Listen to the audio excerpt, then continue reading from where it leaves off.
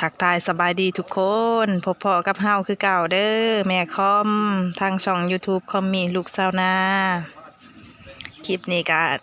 นำส่งนำใจจากเอื้อยและอ้ายทาง USA เนาะเอื้อยนำทิพย์และไอลูเพิ่นซื้อไข่ให้ลูกให้หล้านให้แม่คอมให้น้องมีบุญและก็ให้พ่อใหญ่ขมั่นเนาะส่วนน้องมีบุญแม่คอมจัดให้เพิ่นเป็นที่เรียบร้อยแล้วเนาะยังแต่อันพ่อใหญ่ขมั่นตอนนี้ก็มาฮอดเทือนพ่อใหญ่ขมั่นหรือว่าพ่อใหญ่ขมวนแล้วเนาะพี่น้อง เอาไข่มาให้เพิ่น1 แตะเนาะ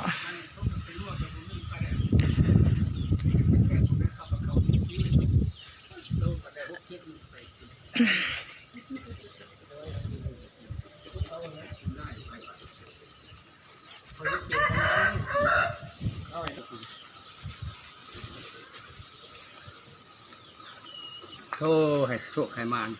โดยก็ใช้มาใช้ให้มีผู้อุปถัมภ์ค้ำสู้ให้ได้ถือเลขถือเบอร์ลอตเตอรี่หรือมึงอันเนี้ยจะหลักมีลอตเตอรี่บ่มีแล้ว ให้ถือเลขลอตเตอรี่เด้ออย่ามาหลอกก็ได้ให้โชคให้มานเพื่อได้ก็ให้มีผู้อุปถัมภ์ค้ำสู้เพิ่นได้เหตุการณ์หยังอันอ้ายนะเราเป็นตำรวจโอ้เอื้อยนะเพิ่นขายประกันภัยชีวิตโอ้เป็นตำรวจก็ดีแล้วให้ได้เลื่อนชั้นเลื่อนยศเด้อให้ได้สมความมุ่งมั่นปรารถนาให้ได้เงินเดือนในร้านเกิดบ่แม่นพันโอ้ยกลัวแล้วเคยพันจักแล้วต้อง3,000บ่แหละเนาะเฮาก็บ่ฮู้นำเพิ่น เดี๋ยวนี้นะไปใช้ก็ให้ครบเป็นญาติเป็นพี่เป็นน้องกันหันหักเป็นแพงกันนี่แหละขอให้สุขให้ลาภกุวะหมู่มะมุนมาเงินคำไหลมาทุกเมื่อทุกเวลาทุกยามให้แก่เจ้าเด้อเฒ่ายังขอเฒ่า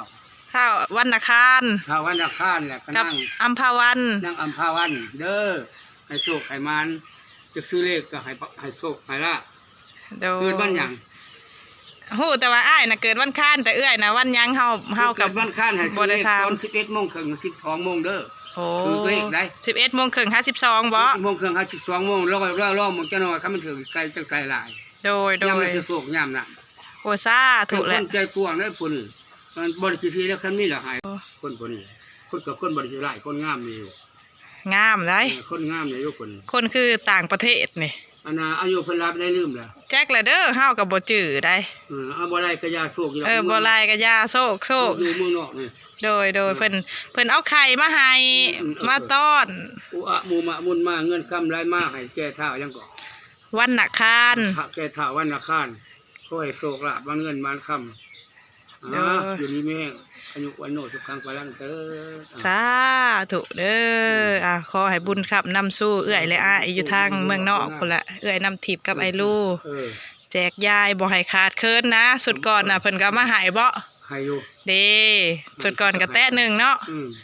มาสุดนี้อีกแตะ1คนมีศรัทธาเด้แม่นแต่คนมีศรัทธานี่กว้างโดยคำสู้ดีอยู่ดอกแม่นดีเพิ่นให้อยู่เรื่อยเสื้อผ้าหน้าแพร่เพิ่นก็ให้อยู่เรื่อยเนาะพ่อใหญ่ขอบใจสาธุให้ได้เลื่อนชั้นขึ้นอีกเด้อโดยให้ได้เลื่อนชั้นขึ้นโดยเอื้อยผู้เป็นเมียเพิ่นน่ะเอื้อยอันอัมพวันน่ะเพิ่นขายประกันภัยชีวิตอ้ายน่ะเป็นตำรวจประจำการมาแล้วเนาะทุกคนเอาไข่ป้าหายพ่อใหญ่ข้าวมันหรือว่าปลาเผาข้าวมวนกะสำเร็จเสร็จสิ้นภารกิจไปแล้วเด้อเอื้อยส่งฮอดส่งฮอดบ้านฮอดเพื่อนแล้วก็ส่งถึงมือพร้อมแล้วก็ขอบใจเอื้อยนำทิพย์กับไอ้ลูกอีกทีหนึ่งเด้อทุกคนมึงเนี่ยนี่ไข่มาหายเลย30 หน่วย1 แตะเนาะ1 แตะสิมีอยู่30 หน่วยเนาะขอบคุณขอบมกขอบใจเอื้อยกับอ้ายหลายๆเด้อทั้งเอื้อยน้ำทิพย์และก็ไอ้ลูกขอบใจไปทั้งแม่ใจน้ำผู้เป็นครัวต่อเนาะจากเอื้อยและอ้ายมาสู่แม่คอมก็ขอให้เอื้อยอ้ายทั้ง3 คนเนาะทั้งแม่ใจทั้งเอื้อยทิพย์และทั้งไอ้ลูกให้อยู่ดีมีแห้งเด้อความเจ็บจะได้ความไข่จะมีให้มีแต่อายุหมันควรยืน เฮ็ดหยังก็ให้ร่ำให้รวยหาเงินหาค่ำก็ให้โชคให้มานขายประกันภัยชีวิตก็ให้ได้ลูกค้าหลายๆเนาะทั้งเหนือทั้งใต้ทั้งไกลทั้งไกลก็ให้หลั่งไหลภายมากเขาไปซื้อประกันภัยชีวิตจำเอื่อยเด้อประกันภัยเงินทอดเนาะบ่แม่นประกันภัยชีวิตเนาะเว้าผิดประกันภัยเงินทอดเงินโฮมเงินเนาะทางเอื้อยเพิ่นขายประกันภัยเงินทอดเงินโฮมอ้ายผู้เฮ็ดลาเหตุการณ์ก็ให้เจริญรุ่งเรืองก้าวหน้าไปเรื่อยๆอายุมั่นขวัญยืนเบิดสุขสุขคนเนาะเอื้อยอ้ายเพิ่นก็สวยมาตลอด ไข่ก็มีแต่หน่วยงามๆเอื้อยกับอ้ายก็สวยเรือเกื้อกูลครอบครัวแม่ค่อมแล้วก็ครอบครัวอันลูกสาวเพิ่นเนาะนางมีบุญตลอดมาแล้วก็ผู้อื่นๆคือกันเนาะหลายคู่หลายคนเอื้อยเพิ่นหยิบยื่นน้ำใจสวยเรือเครื่องกินของใช้บางเถื่อก็เงินค้ำเนาะเอื้อยเพิ่นสวยเรือตลอดมาแม่ค่อมเองก็ขอบคุณหลายๆเด้อจังได๋ก็ฝากพี่น้องเบิดทุกคู่ทุกคนเขาไปกดไลค์กดแชร์กดติดตามช่อง YouTube ตำรวจสุวรรณอยู่ต่างแดนให้เด้อพี่น้องเป็นช่อง YouTube ของเอื้อยแล้วก็อ้ายอยู่ทางอเมริกาเนาะเอื้อยนำทิพย์แล้วก็ไอ้ลูก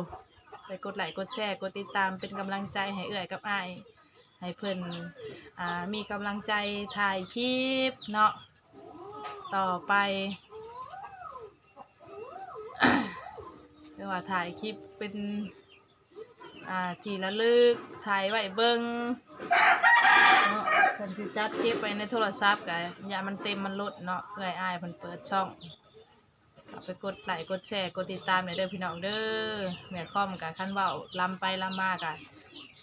เกิดความรำคาญแก่ญาติพี่น้องก็ขอโทษขออภัยนำหลายๆดีใจและตื่นเต้นเนาะทุกคนเอื้อยเพิ่นซื้อไข่มาให้ก็เลยเว้าอันตำหนาตำหลังแน่ก็ผิดพลาดประการใดก็ขอโทษขออภัยนำเบิดสุขคนเนาะหนาวเลยได้พี่น้องบ้านเฮาปกตินี่เดือน3กายเดือน3เพ่งไปเลยมันสิอากาศร้อนเนาะบัดนี้เบิดเดือน3เข้าเดือน4นี่มันอากาศร้อนแต่เก่าแต่ละปีที่ผ่านมาปีนี้เพิ่นว่ายังอันหนาวอยู่ก็คือว่าปีนี้ก็เป็นปีที่พิเศษบ่คือแต่ละปีเนาะเพราะว่าอากาศมันเปลี่ยนไปทุกมื้อบางเทื่ออันหนาวมาหยุดปึบร้อนบัดนี้เนาะห่างกายคนเฮาก็สิปรับสภาพห่างกายนำบ่ทันเนาะก็ทุกคนที่มีสภาพบรรยากาศคือบ้านแม่ค่อมก็รักษาสุขภาพด้วยทุกคนเด้อปึบร้อนปึบหนาวเดี๋ยวห่างกายเฮามันสิปรับตัวนำบ่ทันเนาะเอาพี่น้อง